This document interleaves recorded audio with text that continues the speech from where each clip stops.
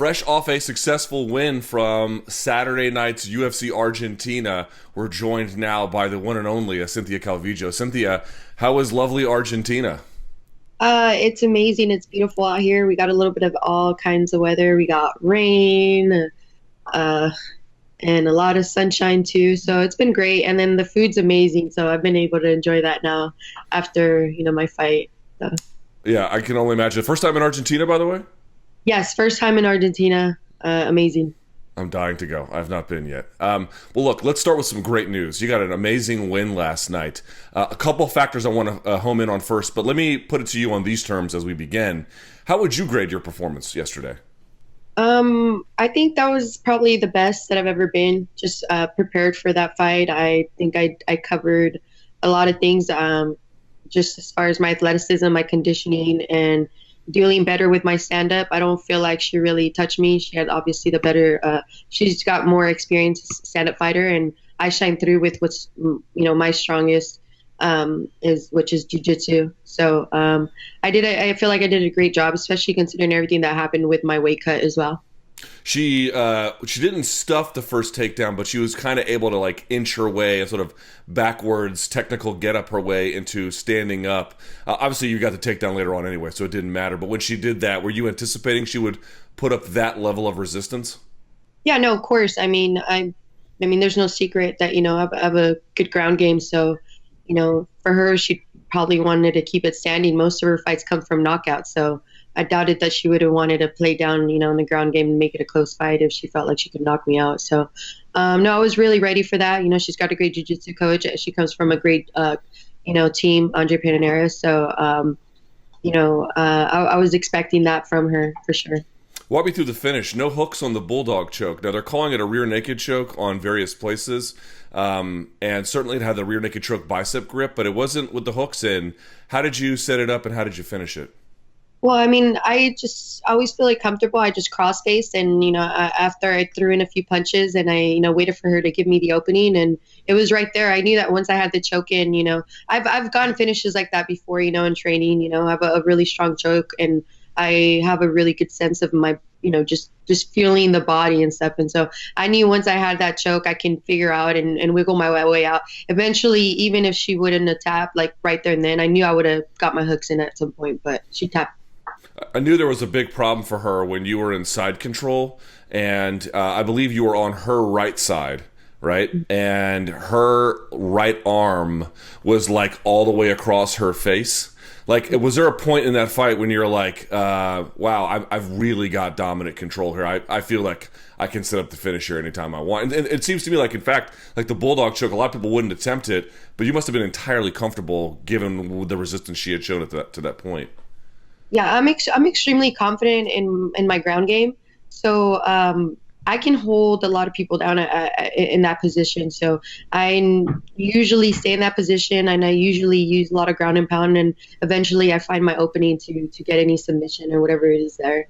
So I was pretty confident once that I had her down on the ground that she wasn't going to get back up once I established the takedown. All right, so there's a lot of different factors about this fight that we'd like to unpack here just a little bit. Number one, solid win for you. It's the only fight you get to have in 2018, which is another separate issue. But where do you feel like you stand now in the division? In your absence, which has not been tremendously long or anything, but the division moves quickly. There are some big names asserting themselves all the way down to like a Macy Barber, certainly a Tatiana Suarez as well. Yeah, I'm just focusing on just getting back and winning. I really wanted to get this win back. The last thing everybody remembers is your last fight and what happened. And the last thing that happened to me, I came off of a loss and I was suspended. And I just wanted all of that to go away. So I just put all my time and energy and motivation to getting prepared for this fight. I think that me just winning just puts me back in there, hopefully back in the rankings, or, a shot at climbing up the rankings again.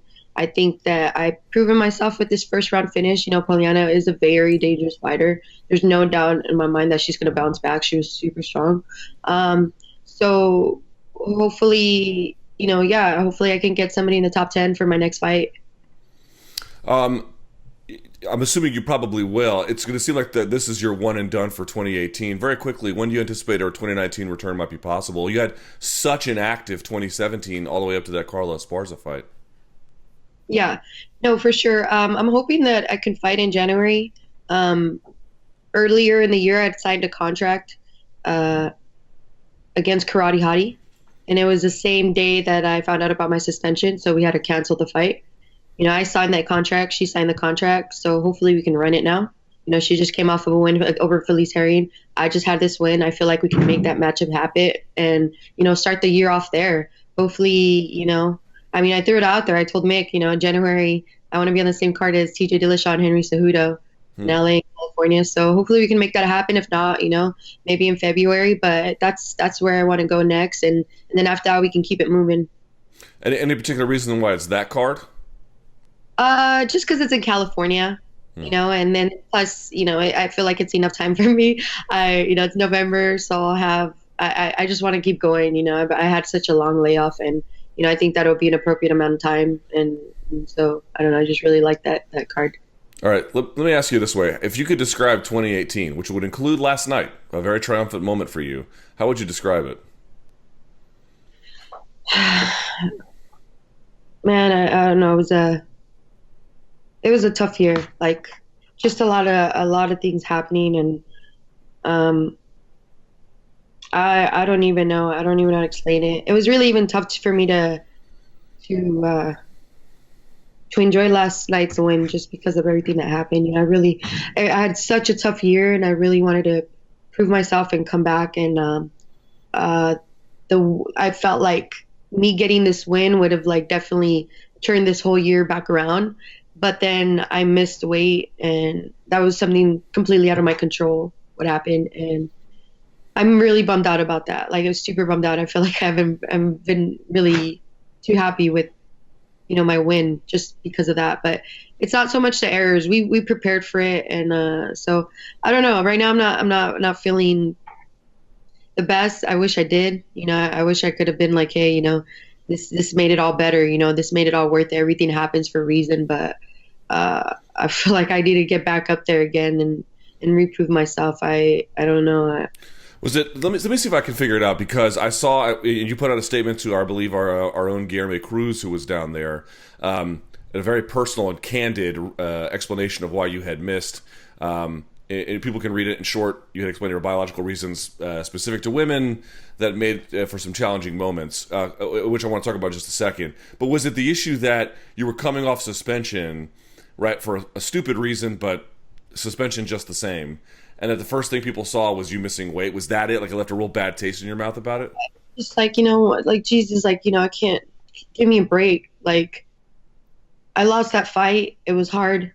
I get the suspension. Like, I followed all the rules. Like, I followed all the rules, and I still got screwed on it. People are still looking down on me. Like, I wanted to get it back. I wanted to get it back for my family, for my coaches, and then, this shit happens. More bad luck. And like, it's just kind of all of that. I definitely left a bad taste in my mouth.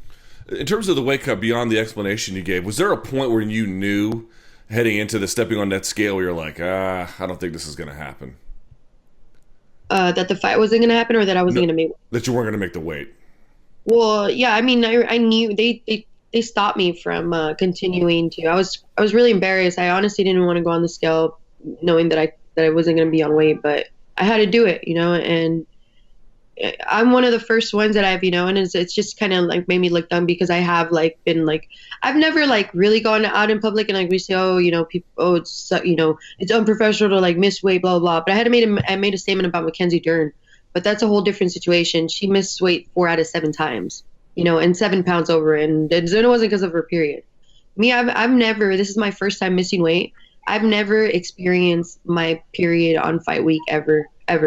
And I never understood it, like, to, you know what I mean? But I felt the symptoms. So I was like, hey, this is a possibility. I heard of it. You do, your body does retain water. My body can barely make 116, but I do it to the best that I can possibly make in a healthy way. I did it because at the time that I wanted to get into UFC, there was no 25ers. So I did what I needed to do. I have this fucking dream. I want to be, a professional. So I did what I needed to do. I figured out that I could do it. And so this fight, I can feel the symptoms. I knew it was going to happen. There was a possibility.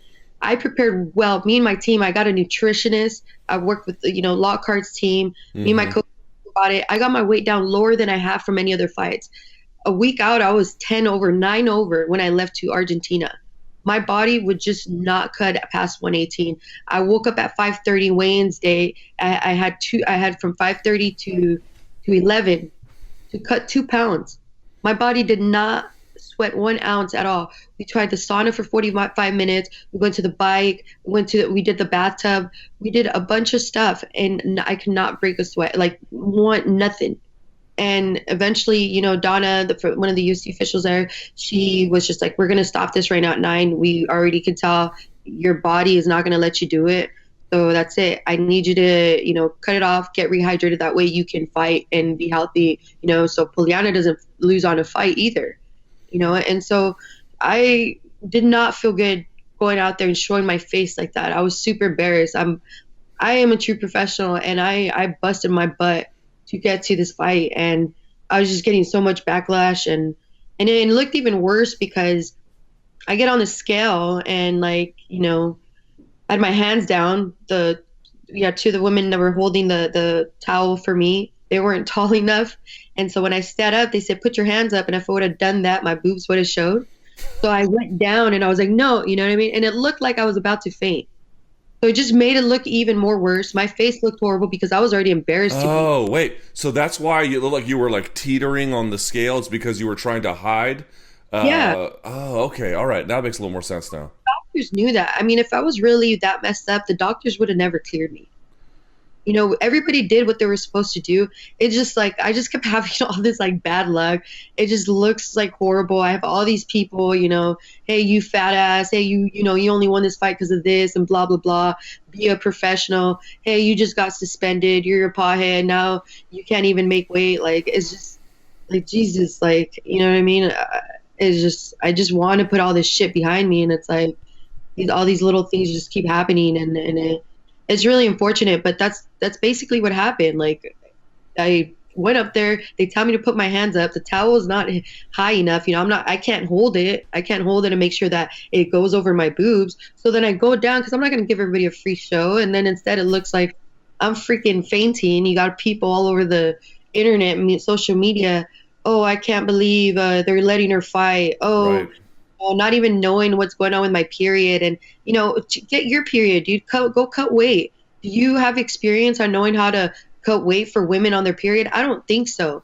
You don't know what it feels like. I didn't even know till it happened to me. But you have all these like just, I don't know, you know, people just love kicking a dog when they're down. Like they just love it. So I'm going to ask this question from a position of ignorance, which is the only one that I have, but it is at least partly, I think, my understanding that to some extent you can plan when the period's going to happen, if you're on birth control or something like that, where you can just sort of know that this week is the one that hits. Is that a real thing let me ask you, is that a real thing you can do? Should that be expected of women fighters, or is that simply unrealistic? You know, I thought that I could. My body was just not letting me. I try to prepare for it just in case, because I was told that, you know, from whatever I've researched and done before, like, you know, read somewhere where you can hold anywhere from like 2 to 5 pounds of water weight. So normally before, I mean, weight cutting's always been tough for me, but I've cut about 15 pounds in a week for my. This time around, I was only cutting 10 pounds, and my body still did not let me cut it. We tried, and, you know, people, I didn't, and, you know, going back to as far as just like other people, like people on social media, it wasn't so much the fans that don't know, but it was a lot of other athletes that were making comments, and that was really unfortunate, because you would think that other athletes that, you know, are UFC fighters, knowing how they deal with weight cuts, and especially other women, who make, you know, not be understanding of that. But that's a real thing, you know, your symptoms, and especially my age, I'm 31 years old. These symptoms are just getting more, they're just stronger. And I've never really experienced or felt anything. My body was just going through some weird stuff. And I don't know, you know, I feel like I got to go back to the drawing board and talk to my coaches and maybe move up to flyweight, because if that happens again, I don't know if my body will allow me to cut down to 116 or 115. Or if they really need to look into, you know, women's body and figure it out, you know, if they really are in their period, maybe give them a leeway to, you know, allow them to have that 2 to 3 5 pounds, or in case that happens. Because do I want, you think I want to lose freaking 20% of my purse? No, I don't. I don't think a 2 pound, me trying to kill myself, is going to give me an advantage to win the fight. I just, it certainly is no 7 pounds. It wasn't like because I was ignorant and I didn't care, or I'm unprofessional, so it's just, we don't know. It's not like there's a bunch of studies about women weight cutting and fighting, like, and, it's just crazy. So, it's just something, that happened, and I had no control over it. So if the UFC came back to you and said, look, we know this was a one-time thing, but we're entertaining the possibility of here's a great fight at flyweight, would you take that next if it was, in the words euphemistically, the right kind of fight? No, absolutely. I mean, I've always thought about moving back up to flyweight, but at the time when I, got into the UFC, there was no one flyweight division. And so I had made the commitment. I put myself in a really good position in the strawweight division. I mean, I got up to rank to number 6 as a strawweight, and I continue to make the weight. So for me, I made that commitment to myself. I said, hey, I'm going to see what I can do in the strawweight division, and, get the title, and then hopefully move up, but now this happened. So, we'll see what happens moving forward. Let me pick your brain as an analyst, if I may. Upcoming is going to be something of a meeting of those two weight classes to an extent, right? You're going to have Joanna Jędrzejczyk taking on Valentina Shevchenko. Who do you like in that contest, and why? I like Shevchenko. I think she's gonna get the job done. I'm not sure what's going on with like Joanna, but I think a lot of things have changed with her as far as like her training, and I don't know what other situations. I feel like after fighting and sitting at the top, sometimes your attitude and your ego get the best of you, and I just feel like, I don't know. I think she's got a lot of things to fix, and I'm not sure she's made those adjustments. But I think Shevchenko is very strong mentally and physically, and she's got a great team, that she's loyal to and she sticks by. And I just feel like she would definitely get that win. I'm curious to see, though, too, what Joanna can do. I have heard that she walks pretty heavy, so I don't know if she'll come back to the strawweight division. I do feel that now with the opening of the flyweight division, now that it's new, and it's just like, I mean, the title is right there. It's like, it's fairly new, so I feel like it's easy to move up in the rankings and get up there. But I feel like a lot of women already moved. Marina Moroz moved up to 25s. Paige Van Zant moved up to 25s.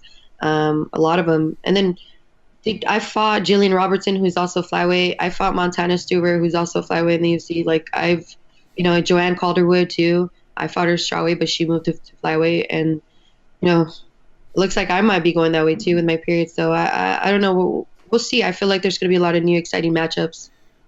Certainly will be. Interesting note from your corner yesterday. You had Team Alpha Male coach Fabio Prado, I believe, and then you had the former coach Justin Buckles. Now, both of those guys are pros. Certainly, they didn't get in the way of you getting to victory. Was it a little odd at all in that arrangement? No, I mean, absolutely not. I mean, we're all adults here, and everybody can get along. The main concern was me. I'm the fighter. They're my coaches. There's no issue. There's no reason why, that shouldn't allow them to be my coach and coach me. Plus, they don't, Fabio and Justin have always been my corners. They don't have any problems, Fabio has his own gym. Yeah, he still is affiliate of Team Alpha Male. Justin's not, but that's fine. There's not, fighters don't have all their coaches in one gym, so there's no reason why I can't have multiple coaches from different gyms. So we made it work. We made this deal. I have his back, he's got my back, they got my back, I got their back, and we said we're set out to be a champion, in the UFC. So no issue there. I'll say this as we wrap this conversation. I really appreciate your time, Cynthia. I'll just say that I know this trip didn't go exactly as you planned, given all the weight cutting issues, but you did reassert your authority a little bit last night in the division. Do you not feel that at all? Because I got to say, from the outside looking in, it was like, okay, man, she's back. Like, there's still plenty of people left to fight, of course, but it did feel like an important, monumental moment for you. It did. It felt great. It was very emotional for me. I went through a lot of shit to get to this day, and I don't know. I don't like leaving any room for excuses, and that whole weight cut thing is just like, even though I had no control of it, and that's why I was just really embarrassed to even get on that scale. But like that took a lot away from it, and I just want to get back. I want to get back and continue to prove myself. I know I belong at the top of the division, but I just don't want to give anybody room to say anything about it. You know, I want to go in there and win my fight and have not one person say shit about how, oh, you won that fight because you missed weight and you're fat ass. Just like, let me have it. Like, I fucking worked my ass off. So, not feeling too great about it right now, but I just need another fight and to come back and not give people another reason to talk shit. Well, I'm sure it will happen very soon. I don't want to keep you anymore from those Argentinian steaks. They are world famous for a reason. So, Cynthia, congratulations on your win. Welcome back, and look forward to seeing you making your next step into the octagon. Thank you so much. I appreciate it. I really do. My face might not look like it right now, but yeah, no, thank you. I'm still really happy. I'm excited to also get back home and spend some time with my family.